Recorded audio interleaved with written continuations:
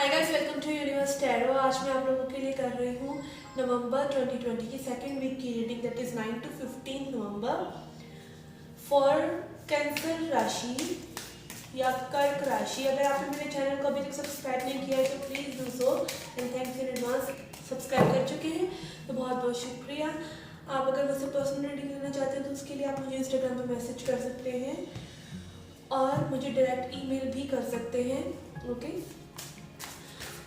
Charges और जो कि बहुत ही मिनिमल है, चार्जेस और इन्फॉर्मेशन डिस्क्रिप्शन बॉक्स में है। ओके, इंस्टाग्राम पे मैं फ्री रीडिंग्स भी लेकर आती रहती हूँ, तो वो भी आप अवेल कर पाएंगे अगर आप मेरे इंस्टाग्राम को फॉलो करेंगे। Okay, this reading is for sun, moon, rising and Venus sign. जिन लोगों का सन, मून, राइजिंग या वीनस साइन कैंसर है, कर्क राशि है, उनके लिए रीडिंग है और उनके क्रॉस वॉचर के लिए। अगर आपको ये रीडिंग रेजोनेट नहीं करती है तो आप अपना sun, moon, rising, Venus sign internet से चेक कर सकते हैं और उस साइन के अकॉर्डिंग आप रीडिंग देख सकते हैं। Okay, let's begin. Let's see your past energies with your person.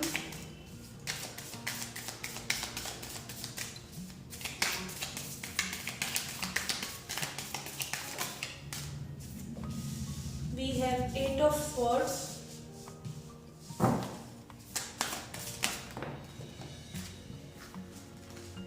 okay, I'm not keep these.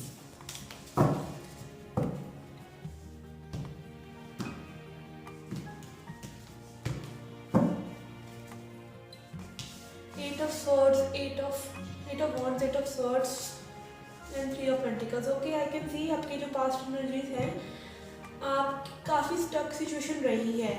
मे भी काफ़ी लॉन्ग टाइम से ये सिचुएशन एक स्टक सिचुएशन है। आप फिजिकल एक्शन लेना चाहते हैं, कम्युनिकेशन करना चाहते हैं अपने पर्सन के साथ, और हो सकता है वो थर्ड पार्टी सिचुएशन में हो with the 3 of pentacles.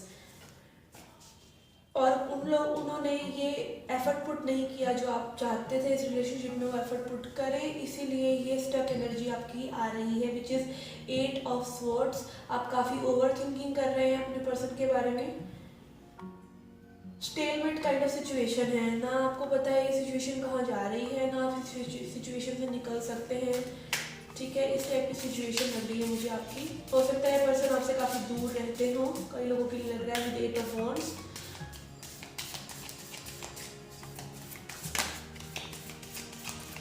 Let's see your current energies.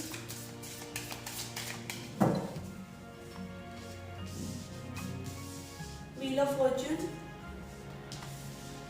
5 of Cups and Tower card. Again, आप लोगों की जो कनेक्टिंग एनर्जी है वो है sadness. 5 of Cups is sadness.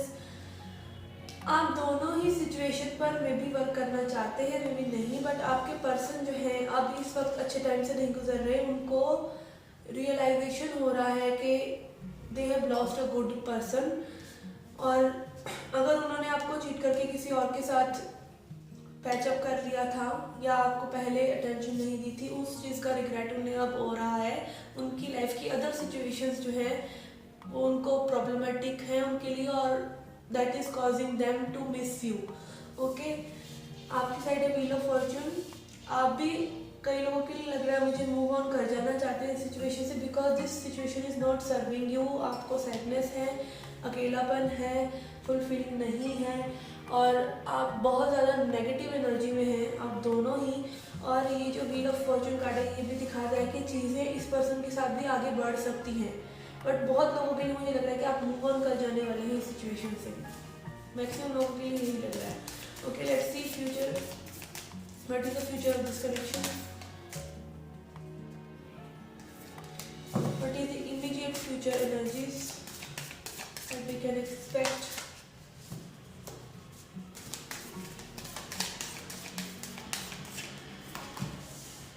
Temperance, 9 of Pentacles and 6 of Pentacles. Okay, आपके पर्सन जो है आपके साथ फिर से पैचअप करना चाहते हैं। ये अर्ज है उनको, उनकी कुछ ना कुछ उनको ट्रिगर कर रहा है जिससे वो एनर्जेटिकली आई कैन फील कि आपके पास आना चाहते हैं for this equal give and take, या उनको ये लगने वाला है कि उन्होंने आपके साथ इक्वल गिव एंड टेक नहीं किया और उनको गिल्ट है कहीं ना कहीं। ओवरऑल एनर्जी आपके पर्सन की जो है गिल्ट है। आपकी साइड है टेम्परेंस। आप काफ़ी बैलेंस्ड बैलेंस में आने वाले हैं। लाइक एनर्जेटिकली जो हार्डशिप्स आपने इस सिचुएशन में देखी हैं उससे आप कहीं ना कहीं बैलेंस में आते हुए नज़र आ रहे हैं। You can see in this temperance card यहाँ पर फायर और यहाँ पर ये बर्ड रो रहा है और इसका ड्रॉप्स जो हैं वो जाके फायर में गिर रहे हैं। तो ये मतलब आपने ओवरऑल इस सिचुएशन से काफ़ी कुछ सीखा है। आप खाली वे में नहीं गई ये सिचुएशन और आप दोनों की एनर्जी जो है बहुत अच्छी है। तो अगर आपका फ्यूचर में पैचअप होता है जो कि होने के चांसेस लग रहे हैं तो 9 ऑफ पेंटिकल्स बहुत ही गुड एनर्जी है। ये आप दोनों ही एकदम फ्रीडम के साथ एक दूसरे के साथ रहेंगे। मतलब पहले जो कंट्रोल इश्यूज और ट्रस्ट इश्यूज वगैरह होते थे वो आगे चलकर नहीं होंगे अगर पैचअप होता है। और ये हो रहा है आपकी इनर बैलेंस की वजह से। Okay, let's C chapter results के लिए क्या गाइडेंस है।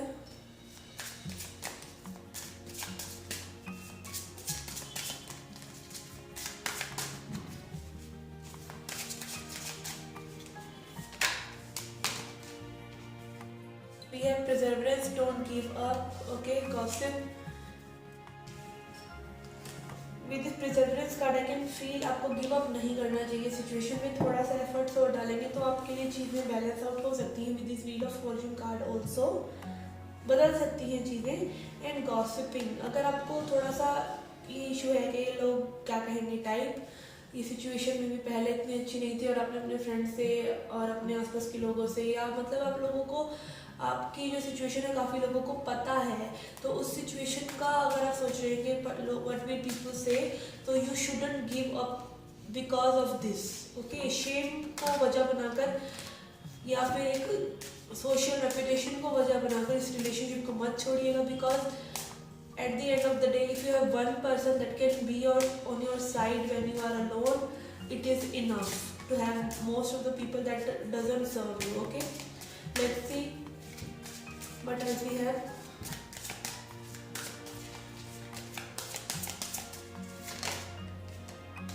Okay, I'm not taking anymore. Let's see energy record से अपनी क्या message है।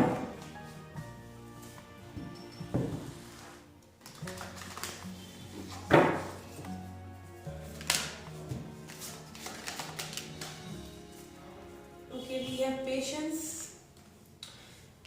And indecision. कुछ लोगों के लिए जैसे आई कैन सी आपको ये डिसीजन लेके बैलेंस में आना पड़ेगा। व्हील ऑफ फॉर्चून, कुछ लोग डिसाइड कर लेंगे कि उन्हें इस सिचुएशन में नहीं रहना। बिकॉज हो सकता है सिचुएशन आपके लिए टॉक्सिसिटी लेके आ रही हो, आपको सर्व नहीं कर रही है, तो उससे वॉक अवे कर जाना ही कई लोगों के लिए अच्छा है। और कई लोगों के लिए मैसेज है पेशेंस। अगर आपको लगता है कि ये सिचुएशन सुधर सकती है, पहले के पास्ट एक्सपीरियंसेस इतने बुरे भी नहीं थे, ओके, तो आप थोड़ा सा और टाइम दे सकते हैं सिचुएशन में। अगर पहले से ही स्टक सिचुएशन मिलती चली आ रही है और आप जब फ्रीडम महसूस करने लगते हैं तब ये पर्सन एकदम से आ जाते हैं और फिर से इन एंड आउट एनर्जी ही रही है शुरू से, तो आपको नहीं सोचना चाहिए, तो आपको मूव ऑन कर जाना चाहिए। Otherwise you can wait if you want to, because if a person is good and they are stuck in to some situation, तो आप उनके लिए वेट कर सकते हैं। And it's all up to you at the end of the day. Let's see angel and ancestors क्या messages हैं आपके लिए।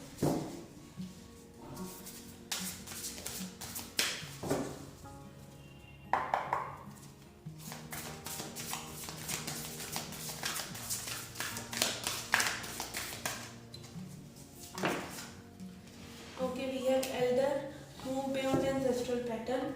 As I said earlier as well कि अगर आपको ये लग रहा है कि आपने बहुत लोगों से बात की है और अभी शर्मिंदगी का पात्र होगा अगर आप साथ रहते हैं, तो ये एक एंसेस्ट्रल पैटर्न हो सकता है आपका अपने आप को सेल्फ सैबोटाज करने का, ठीक है, अपनी खुशियों से मुंह मोड़ने का खुद ही। तो ये पैटर्न को आपको सॉल्व करना हो सकता है, कई लोगों के लिए मैसेज है। और लिमिटिंग बिलीव्स मत रखिए। कोई क्या सोचता है आपकी सिचुएशन के बारे में, आप खुद क्या सोचते हैं, that is what matters. Okay, let's see what are the messages from your higher self.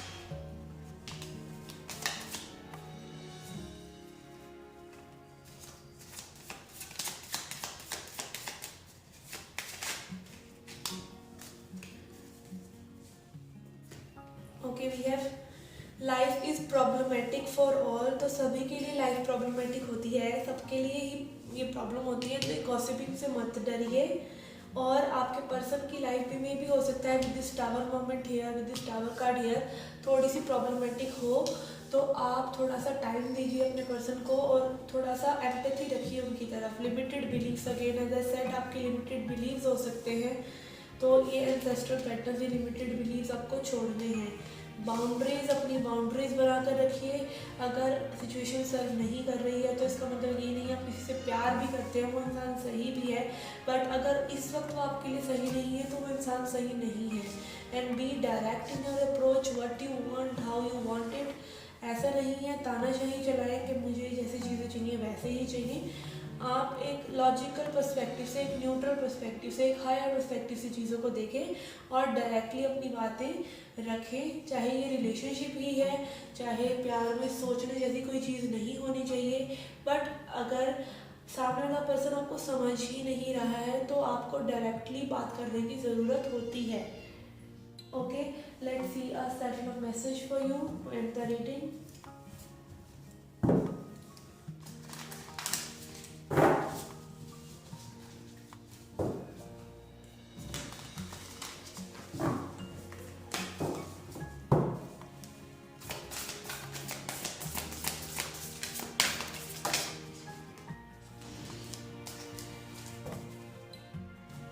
We have compassion for all, तो आपको सभी से एक अच्छी से वाइब में रहकर बात करनी चाहिए। ये गॉसिपिंग, ये सब आपके लिए ज़रूरी है कि आप अपनी वाइब्रेशंस अच्छी रखें, कंपैशन रखें सबके लिए, अपने पर्सन के लिए भी और लोगों के लिए भी। Love, as far as is concern, love होता है आप कैसे पर्सन हैं खुद, आप लविंग एनर्जी में रहते हैं या नहीं, कोई कैसा भी आपको ट्रीट करे, that is what is important. इसका मतलब ये नहीं है कि सहना है, आपको कंपैशन होना चाहिए सभी के लिए, अपनी सराउंडिंग्स में किसी के लिए भी, पड़ोसी के लिए भी, पड़ोसी के कुत्ते के लिए भी। Okay, so compassion is the beating heart of all spiritual practices. The peace you seek comes from peace you create, तो जो भी शांति और जो भी लव आप चाहते हैं वो आपने ही क्रिएट करना है। Okay, extend your compassion to all beings today including yourself, और उस कंपैशन की शुरुआत होती है आपसे, खुद से। तो अपने लिए ये सेल्फ सैबोटाज अगर सेट मत कीजिए। अगर आपको लगता है एक सिचुएशन पर वर्क करके वो सिचुएशन सुधर सकती है, तो आप ये लिमिटिंग बिलीव्स रख कर के लोग क्या कहेंगे या कैसे सिचुएशन सेट होंगी, इस चीज़ को सोचकर आप अपने आप को सेल्फ सैबोटाज मत कीजिए। Everyone benefits when you are kind, सबको बेनिफिट होता है आपकी काइंडनेस से, आपको खुद को बेनिफिट होता है। May all beings be happy and free, तो आपको हमेशा सबके लिए प्यार रखना है। ये आपके लिए सेल्फ लव मैसेज है, बिकॉज जब आप ऐसी एनर्जी में औरों के लिए रहते हैं तो कहीं ना कहीं यूनिवर्स आपको वो एनर्जी 10 फोल्ड करके रिटर्न करते हैं। Okay, this was a reading for you. I hope you liked it. Please hit the like button, subscribe the channel, do come back for more. Till then, take care, love and light.